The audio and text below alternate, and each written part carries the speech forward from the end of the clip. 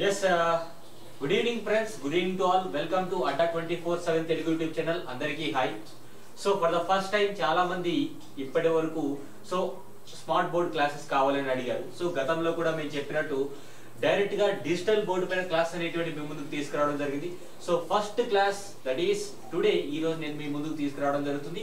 So ఆ particular ఏదైతే మనకి ఇండియన్ హిస్టరీకి సంబంధించినటువంటి MCQs Telangana SI and constable అభ్యర్థులందరికీ కూడా అభ్యర్థులందరూ కూడా ప్రిపేర్ అవుతున్నారు, వారందరికీ కోసం ఈ పర్టికులర్ వీడియో తీసుకురావడం జరిగింది.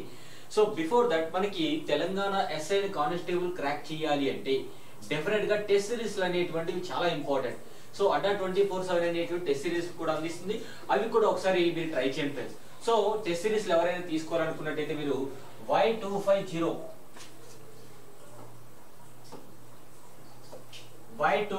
అనేటువంటి కోడ్ యూస్ చేసుకోండి. టెస్ట్ సిరీస్ కంప్లీట్ గా మీకు ఈ పర్టికులర్ కోడ్ తో మీరు యూస్ చేసుకోవచ్చు. సో ఈ రోజు క్వశ్చన్స్ వచ్చేసి మోడర్న్ హిస్టరీ నుంచి ఇవ్వడం జరిగింది.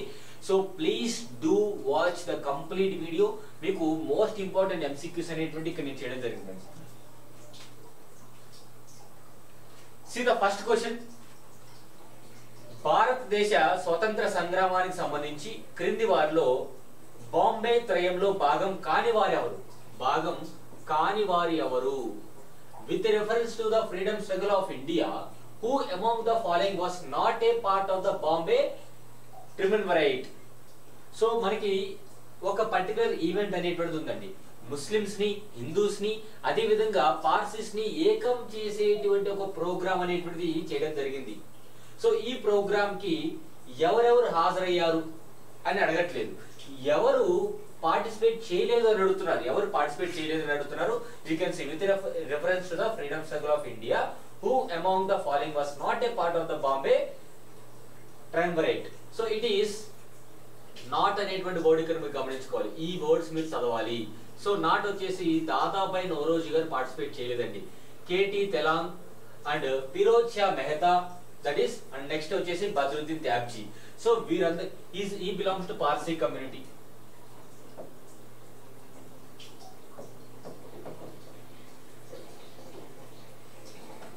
సో హిందూస్ సంబంధించి, పార్సీస్ సంబంధించి అండ్ ముస్లిమ్స్ అందరూ కూడా యూనిటీగా ఉండి ఫ్రీడమ్ స్ట్రగుల్ లో పార్టిసిపేట్ చేయడం కోసం ఈ ప్రోగ్రామ్ అనేటువంటి చేయడం జరిగింది. సో ఈ ప్రోగ్రామ్ లో ఎవరు పార్ట్ కాదు అంటే దాదాబాయి నౌరోజీ గారు పార్ట్ కాదనమాట. Next question. See this question.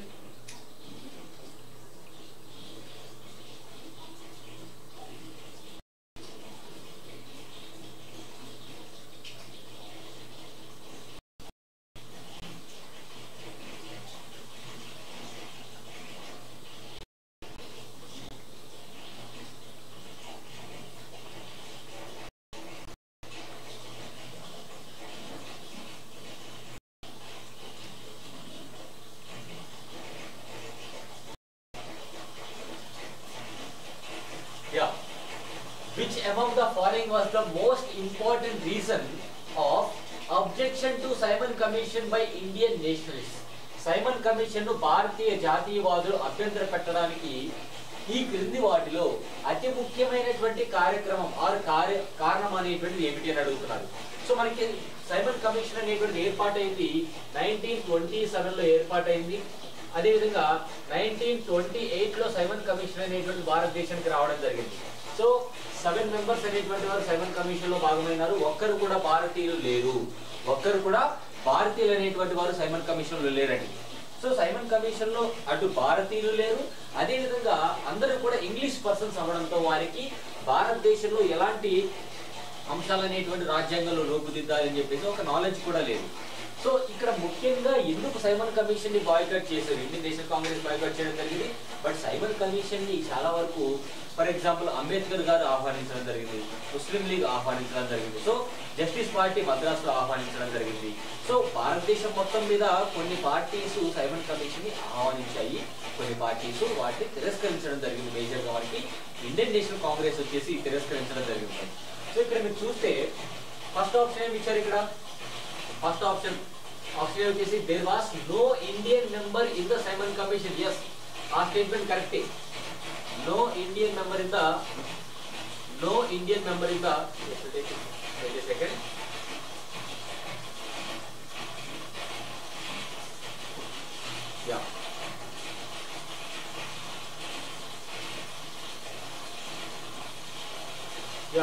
No Indian member, yes భారతీయులు ఒక్కరు కూడా సైమన్ కమిషన్ లో లేరు, భారతీయులు ఒక్కరు కూడా సైమన్ కమిషన్ లేరు వచ్చేసి. తర్వాత inexperienced people were sent to look into the state of Indian constitution affairs. భారతదేశం యొక్క రాజ్యాంగంలో ఏం రాయాలి అని చెప్పేసి బ్రిటిషర్స్ ని పంపించారు, వారికి మాత్రం ఏం తెలుసు చెప్పండి. సో ఇది తీసేయండి, ఇది కూడా కరెక్ట్ స్టేట్మెంట్, అంటే ఇది కూడా కారణం, మెయిన్ కారణం అన్నమాట. ఆప్షన్ సి వచ్చేసి both 1 and 2, none of the above. కంపల్సరిగా ఒకరు కూడా భారతీయులు లేరు అని చెప్పేసి ఫస్ట్ నుంచి కూడా చేసినటువంటి మాట అయితే వాస్తవం. అంటే నన్ ఆఫ్ ది అబౌవ్ అనేటువంటి ఆప్షన్ మీరు ఎలిమినేట్ చేసేయండి, ఖచ్చితంగా డి అయితే కాదు. ఇది 1 అనేటువంటి కంపల్సరీ, కానీ 1 ఒకటేనా అంటే ఆప్షన్ 1 and 2 కూడా అండి, ఎందుకంటే they are very inexperienced with respect to Indian state of constitutional affairs. So option 1 and 2. తెలుగులో కూడా క్వశ్చన్ ఇచ్చాను, యూ కెన్ సీ దిస్. తెలుగులో కూడా క్వశ్చన్ ఇచ్చాను ఇక్కడ. ఎవరైతే తెలుగు మీడియం అభ్యర్థులు ఉంటారో వారి కోసం కూడా స్పెషల్గా ఇక్కడ తెలుగులో క్వశ్చన్స్ ఇవ్వడం జరిగింది. And please do look into this. Next question, see this question, very very important. Medieval history నుంచి సంబంధించి మనకి ఈ క్వశ్చన్ ఇవ్వడం జరిగింది. Who among the following was the French explorer who visited the court of Emperor Shah Jahan and left a detailed account of Takat-e-Tauz. Takat-e-Tauz అంటే meaning ఏంటి? First of all ఈ Takat-e-Tauz అంటే మీనింగ్ వచ్చేసి మనకి peacock throne అండి.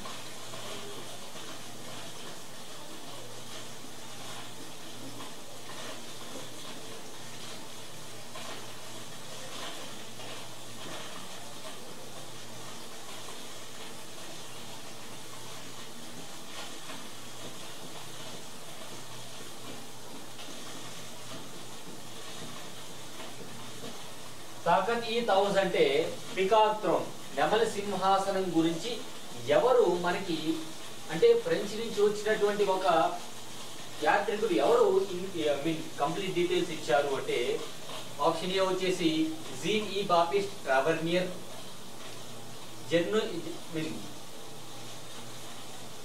జిరోనిమి వెర్నియో, తర్వాత పెరిజిన్ గ్లోర్సరీ, తర్వాత Jean Paul లోబియస్.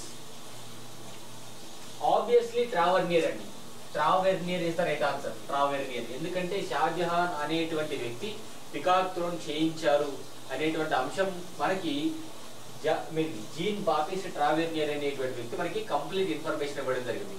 Shahjahan చక్రవర్తి ఆస్థానాన్ని సందర్శించినటువంటి వ్యక్తి అంటే ఫ్రెంచ్ నుంచి వచ్చినటువంటి వ్యక్తి, అన్వేషకుడు కావచ్చు, ఫ్రెంచ్ నుంచి వచ్చినటువంటి యాత్రికుడు కావచ్చు. ఎవరు ఇచ్చారు అంటే కంప్లీట్ డీటెయిల్స్ మనకి that is Jean Baptiste Tavernier. Very very very important అండి, వెరీ వెరీ ఇంపార్టెంట్ ఈ క్వశ్చన్ మాత్రం. నెక్స్ట్ క్వశ్చన్, ఈ క్వశ్చన్ చాలా సింపుల్, క్వశ్చన్ చాలా సింపుల్ అండి. ఈ క్వశ్చన్ వచ్చేసి వెరీ వెరీ సింపుల్. సో 1857 తిరుగుబాటు ఏ తేదీన మీరట్ నుండి ప్రారంభమైంది? 1857 సిపాయిల తిరుగుబాటు అంటాము. మ్యూటినీకి రివోల్ట్ కి డిఫరెన్స్ ఏంటో చెప్పండి. మ్యూటినీ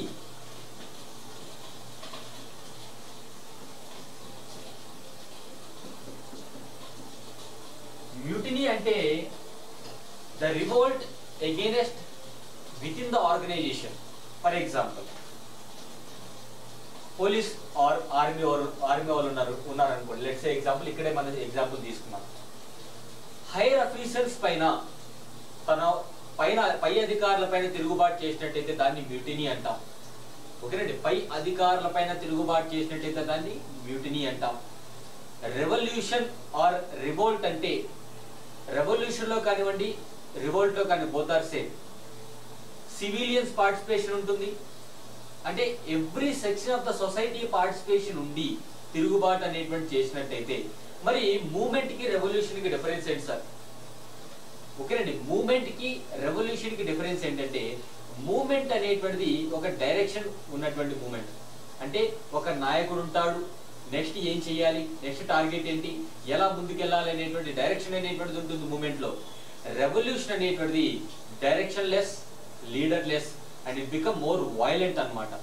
సో మూమెంట్ అంటే ఏంటో తెలుసుకున్నాము, రెవల్యూషన్ అంటే ఏంటో తెలుసుకున్నాము, అండ్ మ్యూటినీ, సిపాయి మ్యూటినీ అంటే సిపాయిలందరూ కూడా వారి యొక్క పై అధికారుల పైన తిరుగుబాటు చేశారు.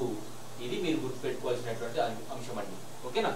నెక్స్ట్ క్వశ్చన్ వచ్చేసి ఇక్కడ on which date the mutiny of 1857 started from Meerut. Normal గా మనకి సిపాయిల తిరుగుబాటు ఎక్కడ స్టార్ట్ అయిందండి జనరల్ గా, అంటే కారణం ఎక్కడ స్టార్ట్ అయిందంటే Barrackpore 34 infantry regiment west Bengal లో స్టార్ట్ అయింది. అంటే ఈ రోజు ఉన్నటువంటి వెస్ట్ బెంగాల్, ఆ రోజు అంతా కూడా బెంగాల్ గా పరిగణించడం జరిగింది. నౌ కమింగ్ టు, మనం ఎవ్రీ ఇయర్ కూడా సిపాయి మ్యూటినీ ఆర్ 1857 రివోల్ట్ ని ఏ తేదీన మనం రికగ్నైజ్ చేస్తామంటే 10th మే అండి. 10th మే 1857. ఎందుకంటే 10వ తారీఖు మే నెల 1857 ఏదైతే ఉందో ఆ రోజున మీరట్ లో ఉన్నటువంటి సోల్జర్స్ అందరూ కూడా తన పై అధికారుల పైన తిరుగుబాటు చేసి ఢిల్లీకి పయనం పట్టారు. ఓకేనండి, మీరట్ నుంచి ఢిల్లీకి సోల్జర్స్ అందరూ కూడా పాదయాత్ర ద్వారా అంటే నడక రూపంలో వెళ్ళడం జరిగింది. అక్కడ ఉన్నటువంటి మొఘల్ చక్రవర్తిని కలిసి ఆయన్ని తమ చక్రవర్తిగా స్వీకరించడం జరిగింది. కాకపోతే ఇక్కడ పాయింట్ ఏంటంటే ఎప్పుడైతే ఈ సోల్జర్స్ అనేటువంటి వారు మీరట్ నుంచి ఢిల్లీకి వెళ్ళారో, సో ఢిల్లీకి వెళ్లే మార్గంలో ఒక స్లోగన్తో వెళ్ళడం జరిగింది. ఆ స్లోగన్ ఏంటో కామెంట్ బాక్స్ లో కమెంట్ చేయండి ఫ్రెండ్స్. ఒకసారి ఆ స్లోగన్ ఏంటో కామెంట్ బాక్స్ లో కమెంట్ చేయండి, which is very very important slogan. Next question, who started the process of decentralisation of finances in India? భారతదేశంలో ఆర్థిక వికేంద్రీకరణ ప్రక్రియను ఎవరు ప్రారంభించారు? ఒక క్లూ ఇస్తాను ఇక్కడ. ఆయన టైం పీరియడ్ లో సెన్సస్ అనేటువంటిది స్టార్ట్ అయింది. భారతదేశంలో 10 సంవత్సరాలకు ఒకసారి సెన్సస్ అనేటువంటిది మనం ఇప్పుడు ఏదైతే కండక్ట్ చేస్తున్నారో అలాంటి ప్రాసెస్ ఆయన టైం పీరియడ్ లో స్టార్ట్ అయింది అని ఒక క్లూ ఇచ్చాను. ఆ క్లూ ఆధారంగా మీరు ఆన్సర్ చెప్పొచ్చు. ఎస్, మీరట్ నుంచి ఢిల్లీకి సోల్జర్స్ అందరూ కూడా పయనం అవుతూ కాలినడక ద్వారా ఒక స్లోగన్ రైజ్ చేశారని చెప్పాను. ఆ స్లోగన్ ఏంటంటే మారో ఫిరంగి కో.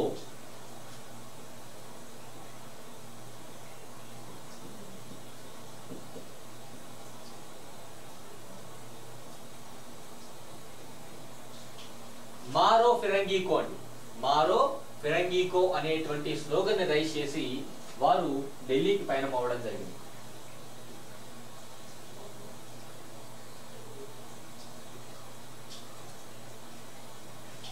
నెక్స్ట్ ఇక్కడ క్వశ్చన్ వచ్చేసి, ఈ క్వశ్చన్ ఆన్సర్ వచ్చేసి మనకి who started the process of decentralisation అంటే ఆర్థిక వ్యవస్థని వికేంద్రీకరణ, అంటే సెంట్రల్ లెవెల్లో కాకుండా స్టేట్ లెవెల్లో కాకుండా గ్రామ స్థాయి లెవెల్లో కూడా ఫైనాన్సెస్ అనేటువంటి డీసెంట్రలైజ్ చేసినటువంటి వైస్ రాయ్ ఎవరు అంటే, వైస్ రాయ్ అనేటువంటి పేరు ఎప్పటి నుంచి అంటున్నాము? 1858 చట్టం నుంచి బ్రిటిష్ క్రౌన్ అనేటువంటి పరిపాలన స్టార్ట్ చేసినప్పటి నుంచి మనం viceroy cum governor general cum viceroy అంటామండి. ఇక్కడ ఆన్సర్ వచ్చేసి లార్డ్ మాయో. లార్డ్ మాయో అండి.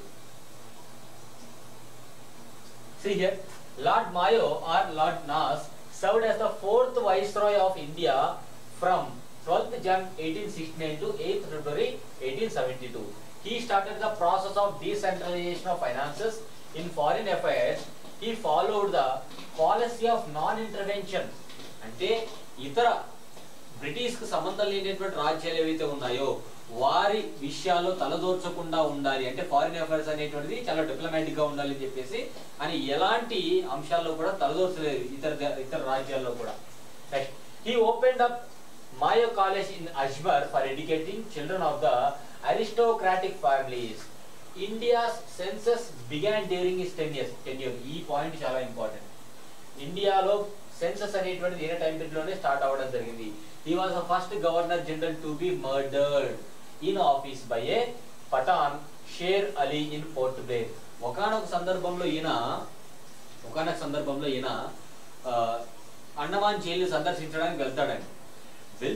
వెళ్తూ అంటే జైలు అంతా కూడా ఇటు సైడ్ ఉంటుంది, ఖైదీలందరూ లోపల ఉన్నారు. వెళ్తూ ఉంటాడు హ్యాపీగా నడుచుకుంటూ, ఏదో పెద్ద సాధించినటువంటి వ్యక్తిలాగా. సడన్ గా షేర్ అలీ అనేటువంటి ఒక ఖైదీ ఒక నైఫ్ తో గొంతు మీద పొడి చంపేస్తాడు. అదేంటి సార్ గొంతు మీద పొడి చంపేస్తే ఎలా, హౌ ఇట్ ఈస్ పాసిబుల్ అంటే ఆ నైఫ్ కి ఆ కత్తికి ఈ యొక్క పాయిజన్ అనేటువంటి పూసారండి. సో అందుకని ఆయన చనిపోవడం జరిగింది. బ్రిటిష్ టైం పీరియడ్ మొత్తం మీద చూస్తే వైస్రాయ్ చనిపోయినటువంటి సంఘటన ఈయనొక్కడే. వైస్రాయ్ పైన అంటే గవర్నర్ జనరల్స్ పైన కావచ్చు, వైస్రాయ్స్ పైన కావచ్చు హత్యా ప్రయత్నాలు అనేటువంటి జరిగాయి, కానీ ఎవరు కూడా హత్యకు గురి అవ్వలేదు. కానీ ఈయన మాత్రం హత్య చేయబడ్డారు. Next question which is very little complicated but చాలా ఈజీ క్వశ్చన్ అండి ఇఫ్ యూ అండర్స్టాండ్. భారతదేశ స్వతంత్ర సంగ్రామానికి సంబంధించి దిగువ పేర్కొన్న వాటిలో ఏది సరైన పరిశీలనలు with reference to the freedom struggle of India, which of the following is are correct observations అంటే కింద ఇచ్చినటువంటి వాటిలో ఏది కరెక్ట్ అని అడుగుతున్నారు. Purna Swaraj resolution was adopted by Indian National Congress in Lahore session 1929. Year వచ్చేసి చెప్పేశాను. ఓకేనండి, 1929వ సంవత్సరం లాహోర్ లో పూర్ణ స్వరాజ్ రెజల్యూషన్ అనేటువంటిది జవహర్ లాల్ నెహ్రూ గారి నేతృత్వంలో పాస్ చేయడం జరిగింది. అంటే కాంగ్రెస్ పార్టీ అనేటువంటి 1885లో ఏర్పాటు చేసినప్పటి నుంచి 1929 వరకు కాంగ్రెస్ పార్టీ ఈ రోజు కూడా పూర్తి స్వాతంత్రం అడగలేదు, డొమినియన్ స్టేటస్ అడిగింది. మొట్టమొదటిసారిగా కాంగ్రెస్ పార్టీ 1929 లాహోర్ సెషన్ లో పూర్ణ స్వరాజ్ రెజల్యూషన్ అనేటువంటి పాస్ చేయడం జరిగింది. సో ఈ సెషన్ కి అధ్యక్షత వహించింది ఎవరంటే జవహర్ లాల్ నెహ్రూ గారు. ఆయన భారతదేశ ప్రజలందరినీ కూడా ఏమని కోరుకున్నారంటే, భారతదేశ ప్రజలందరూ కూడా రాబోయే అంటే ఓకేనా, యాక్చువల్గా మనకి 1929 డిసెంబర్ 31 అండి. డిసెంబర్ 31 నైట్ 12 o'clock కి జెండా ఆవిష్కరించడం జరిగింది. భారతదేశంలో మొట్టమొదటిసారిగా జెండా ఆవిష్కరించడం జరిగింది. మోస్ట్ ఇంపార్టెంట్ పాయింట్, ఆవిష్కరించిన తర్వాత అంటే 1930 అర్ధరాత్రి అని చెప్పుకోవచ్చు. 1929 అర్ధరాత్రి అంటే 1930 డేట్ వచ్చేస్తుంది.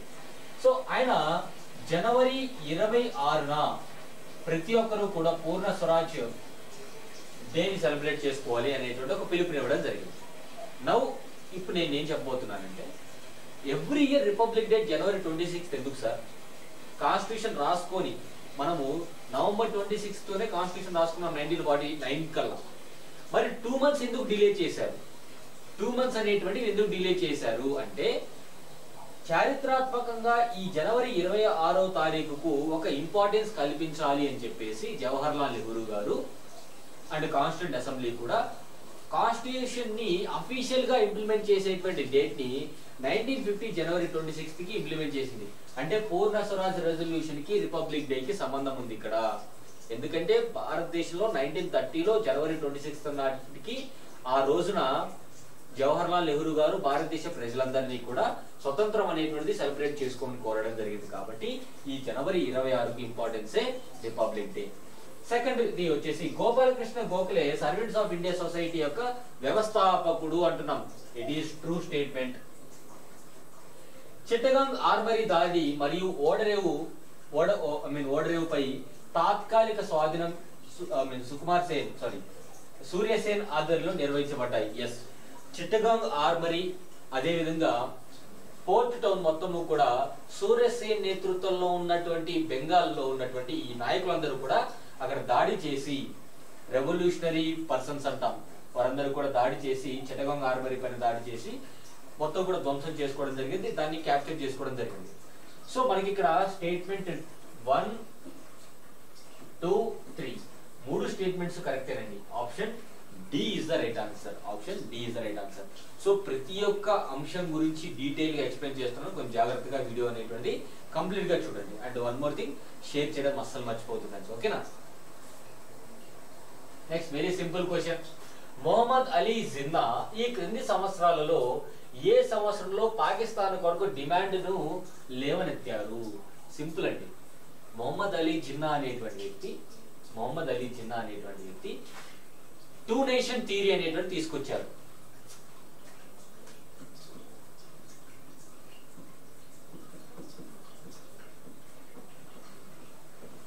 టూ నేషన్ థియరీ అంటే 2 దేశాల సిద్ధాంతం.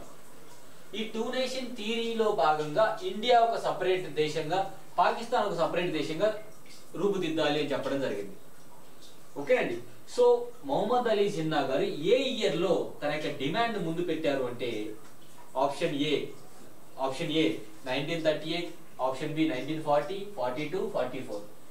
సింపుల్ అండి. 1940 1940 ఇంకొక ఇంపార్టెన్స్ ఏంటి, 1940 ఆగస్ట్ ఆఫర్, ఓకేనండి. 1940 ఆగస్ట్ ఆఫర్, తర్వాత క్రిప్స్ మిషన్, ఓకేనండి. 1942 quit India movement. Next, the battle of Aliwal was fought between which of the following. Simple, అంటే ఈ బ్యాటిల్ ఆఫ్ అలీవాల్ అనేటువంటిది ఒక వార్ కి బ్యాటిల్ కి డిఫరెన్స్ ఏంటంటే, ఎప్పుడైనా గుర్తుపెట్టుకోండి ఫ్రెండ్స్, నేను కేవలం ఫ్యాక్ట్స్ మాత్రమే చెప్పట్లేదు. హిస్టరీలో కూడా కాన్సెప్ట్ ఉంటుందా అంటే ఉంటుంది. కల్చర్ కి సివిలైజేషన్ కి డిఫరెన్స్ ఏంటి, ఇది మీకు హోంవర్క్, కింద కమెంట్ బాక్స్ లో కమెంట్ చేయండి. నౌ బ్యాటిల్ కి వార్ కి డిఫరెన్స్, కార్గిల్ వార్ అంటాం, కార్గిల్ వార్ అంటాం, బ్యాటిల్ ఆఫ్ ప్లాసీ అంటాం, బ్యాటిల్ ఆఫ్ బక్సర్ అంటాం, బ్యాటిల్ ఆఫ్ పానిపట్ అంటాం. అక్కడ బ్యాటిల్ ఎందుకు అనే, ఆ బ్యాటిల్ అనేటువంటి వర్డ్ ఎందుకు యూజ్ చేస్తున్నాము, ఇక్కడ వార్ అనేటువంటి వర్డ్ ఎందుకు యూజ్ చేస్తున్నాము. Anglo Carnatic wars, Anglo Sikh wars, ఓకేనండి, ఆంగ్లో మరాఠా వార్స్ ఇలా అంటున్నాం. వార్ ఎందుకు యూజ్ చేస్తున్నాము, బ్యాటిల్ ఎందుకు యూజ్ చేస్తున్నాం అంటే, వార్ అన్నా బ్యాటిల్ అన్నా మోర్ ఆర్ లెస్ ఇద్దరి మధ్య గొడవ, అది క్లారిటీ. పాయింట్ ఈస్, బ్యాటిల్ అంటే ఇద్దరి మధ్య గొడవ ఒకే ప్లేస్ లో,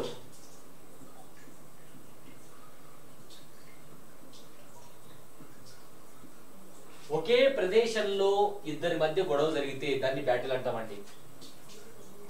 ఇద్దరు శత్రువుల మధ్య డిఫరెంట్ ఏరియాస్ లో యుద్ధం జరిగితే దాన్ని వార్ అంటాం.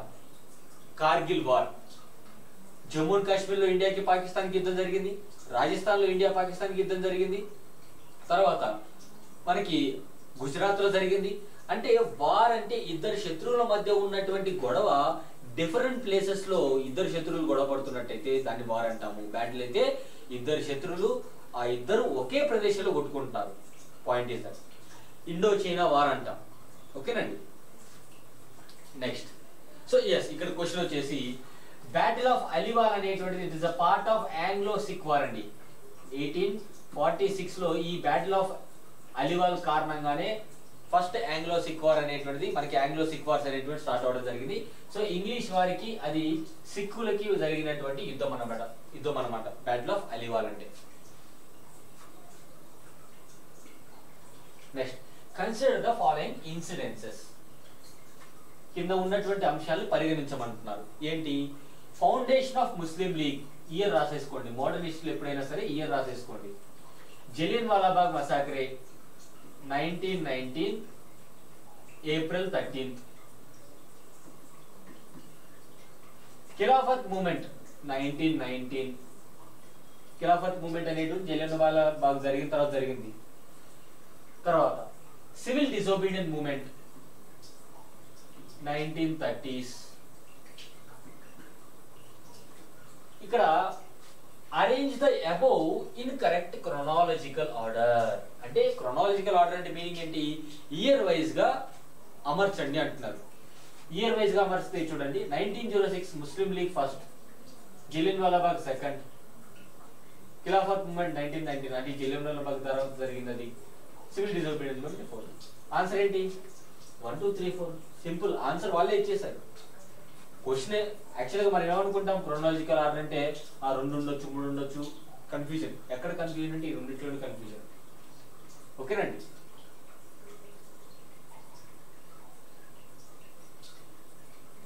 Yes, next question, consider the following statements. 2 statements ఇచ్చారు, ఒకసారి చూడండి. Bhattacharya movement was initiated by Guru Radi Datta in early 1930s. Exactly గా చెప్పాలంటే 1934 somewhere, 1932 somewhere. So Bhattacharya movement contributed a lot to revive the folk dances of Bengal. Bengal జానపద నృత్యాలను పునరుద్ధరించడానికి బుద్ధాచారి ఉద్యమం ఎంతో దాహోదపడింది లేదా ఎంతో ఉపయోగపడింది అంటారు. ఎంతవరకు స్టేట్మెంట్ ఇది కరెక్ట్ చేద్దాం. సో 1930s లో ప్రారంభమైనటువంటి ఈ మూమెంట్ అనేటువంటి Guru Datta, it is the person who started this movement. Is a Indian person, belongs to Bengal. ఈ మూమెంట్ అనేటువంటిది కూడా మనకి బెంగాల్లో స్టార్ట్ అవ్వడం జరిగింది, భట్టాచారి మూమెంట్. ఈ మూమెంట్ అనేటువంటిది అటు spiritual and religious plus folk dancers, songs కానివ్వండి, ఫోక్ డాన్సర్స్ కానివ్వండి, అవన్నీ కూడా పూర్వ వైభవం తీసుకురావాలని చెప్పేసి అక్కడ చేయడం జరిగింది. So option statement 1, statement 2 correct అండి. So both 1 and 2 are correct. Both 1 and 2 are correct. Okay na? So which is very important questions these are. Next question. 1904లో అభినవ భారత్ సొసైటీ అనే విప్లవాత్మక సంస్థను స్థాపించింది ఎవరు? The revolutionary organization Abhinav Bharat Society was founded in 1904 by, simple logic, brothers, Savarkar brothers అండి. It is Vinayak Damodar Savarkar is the right answer. మనకి భగత్ సింగ్ గారు 1928లో HRA ఉన్నటువంటి పేరుని కాస్త HSRA గా మార్చారు. HRA అనేటువంటిది ఎప్పుడు స్టార్ట్ చేశారంటే 1924లో HRA అనేటువంటి దాన్ని 1924లో స్టార్ట్ చేయడం జరిగింది కాన్పూర్లో. దాన్ని పేరు మార్చింది ఎవరు అంటే, HSRA గా పేరు మార్చింది ఎవరు అంటే obviously it is Bhagat Singh. ఓకేనండి. తర్వాత పులిన్ బిహారీ దాస్ అనేటువంటి వ్యక్తి మనకి అనుశీలన సమితి స్టార్ట్ చేయడం జరిగింది. ఓకేనా. నెక్స్ట్ బరేంద్ర కుమార్ ఘోష్ అనేటువంటి వ్యక్తి is most important revolutionary. Next friends, these are the most important modern history questions. And one more important thing ఏంటంటే, ఎవరైతే మీ పర్టికులర్ డిజైర్ తో ఉన్నటువంటి అటు తెలంగాణ ఎస్ఐ కావచ్చు, కానిస్టేబుల్ జాబ్స్ కావచ్చు, లేదంటే group 4, group 3, group 2, group 1, so ఇలా డిఫరెంట్ టైప్స్ ఆఫ్ ఎగ్జామ్స్ అనేటువంటి ప్రిపేర్ అవుతున్నారు. ఆల్రెడీ కూడా ఏఈ ఎగ్జామ్ కి కూడా ప్రిపేర్ అవుతున్నారు. సో ఏఈ ఎగ్జామ్ కి ప్రిపేర్ అవుతున్నటువంటి వారు కూడా టెక్నికల్ క్వశ్చన్స్ మనకి అడ్డా 24/7 యాప్ లో ఉంటాయి. And general studies questions general studies questions కూడా క్విజ్ ఫార్మాట్ లో యాప్ లో ఉండడం జరుగుతుంది. Free content, that is Telangana state movement కి సంబంధించి, తెలంగాణ హిస్టరీకి సంబంధించి, అదేవిధంగా తెలంగాణ జియోగ్రఫీకి సంబంధించి, ఎకనామిక్ సర్వేకి సంబంధించి ఎవ్రీ ఈ బుక్ కానివ్వండి, ఎవ్రీ పీడిఎఫ్ అనేటువంటిది మీరు డౌన్లోడ్ ఫ్రీగా చేసుకోవచ్చు యాప్ నుంచి. సో మీరు చేయాల్సినటువంటి ఒకే ఒక పని ఏంటంటే యాప్ డౌన్లోడ్ చేసుకోండి. సో యాప్ లో మనకి కంటెంట్ అనేటువంటిది ఫ్రీగా అవైలబిలిటీలో ఉంటుంది. అండ్ క్విజ్ అనేటువంటిది ఉంది. మీ అంటే ఎప్పుడైనా ఒక సబ్జెక్ట్ అనేటువంటిది మనకి వచ్చో రాదో కన్ఫ్యూజన్ లో ఉన్నామో ఎప్పుడు తెలుస్తుంది అంటే, when you right the exam చిన్న క్విజెస్ రాయండి. ఒక సబ్జెక్ట్ సంబంధించి 10 క్వశ్చన్స్ ఉంటాయి. ఆ 10 క్వశ్చన్స్ అటెంప్ట్ చేయండి. చాలా సింపుల్ అనమాట. ఓకేనా. అండ్ మనకి అడ్డా 24/7 తెలుగు యూట్యూబ్ ఛానల్ కి సంబంధించి అఫీషియల్ టెలిగ్రామ్ ఛానల్ ఉందండి. అడ్డా 24/7 అఫీషియల్ టెలిగ్రామ్ ఛానల్ ఉంది. ఈ అఫీషియల్ టెలిగ్రామ్ ఛానల్లో దాదాపుగా 7,000 మెంబర్స్ ఉన్నారండి. 7,000 ప్లస్ ఉన్నారు. సో మీరు కూడా అందులో భాగం కాండి. అండ్ అప్డేటెడ్ ఇన్ఫర్మేషన్ మొత్తం కూడా అక్కడ ఇవ్వడం జరుగుతుంది. అండ్ లేటెస్ట్ వీడియోస్ కానివ్వండి, ఏవైనా పీడిఎఫ్స్ కానివ్వండి, నోటిఫికేషన్స్ కానివ్వండి, ఇక్కడ మనకి ప్రొవైడ్ చేయడం జరుగుతుంది. Very official YouTube official Telegram channel you can follow with very happy. And finally thanks for watching. ఎందుకంటే మీరు ఎంతైతే టైం ఇక్కడ స్పెండ్ చేస్తున్నారో, hope you are getting something new everyday. And daily నా క్లాసెస్ ఫాలో అవ్వండి. తెలంగాణకు సంబంధించినటువంటి కాంపిటేటివ్ ఎగ్జామ్స్ అన్నిటికీ సంబంధించినటువంటి ఇండియన్ హిస్టరీ కానివ్వండి, ఇండియన్ పాలిటీ కానివ్వండి, ఇవన్నీ కూడా డీల్ చేయడం జరుగుతుంది. And Adda 24/7 Telugu YouTube channel అనేటువంటిది మనకి ఆన్లైన్ లైవ్ క్లాసెస్ కూడా ప్రొవైడ్ చేయడం జరుగుతుంది. Online live classes that is for subscribers అనమాట. అంటే ఎవరైతే డైలీ ఫాలో అవుతుంటారో వారు ఒక మినిమల్ అమౌంట్ తో కోర్స్ అనేటువంటిది పర్చేస్ చేసుకోవచ్చు. సో మీరు ఎప్పుడైనా కోర్స్ పర్చేస్ చేసుకోవాలంటే సింపుల్, మీరు చూస్తున్నటువంటి వీడియో డిస్క్రిప్షన్ లో కింద AP and TS mega pack అని, లేదంటే మీరు తెలంగాణ ఎస్ఐకి ప్రిపేర్ అవుతుంటే ఎస్ఐ లింక్ అనేటువంటిది ఉంటుంది. ఏ మెగా ప్యాక్ తీసుకుంటే అన్ని కోర్సెస్ వచ్చేస్తాయి. సో ఎలాంటిది యూజ్ చేసుకున్నా సరే Y250 అనేటువంటి కోడ్ మీరు యూజ్ చేసుకుంటే మీకు more than 17% డిస్కౌంట్ వస్తుంది. అండ్ అది తక్కువ ప్రైస్ కి రావడం జరుగుతుంది. ఓకేనా friends. So and last and finally ఎవరైతే ఛానల్ చూస్తున్నారో, ఎవరైతే ఇంకా సబ్స్క్రైబ్ చేసుకోలేదో, please do subscribe this channel and share చేయడం మర్చిపోవద్దు. So this the first class from smart board. రేపటి నుంచి ప్రతి క్లాస్ స్మార్ట్ బోర్డ్ నుంచే ఉంటాయి. ఓకేనండి, please do follow regularly. Thank you so much and have a nice day. Tata, bye bye.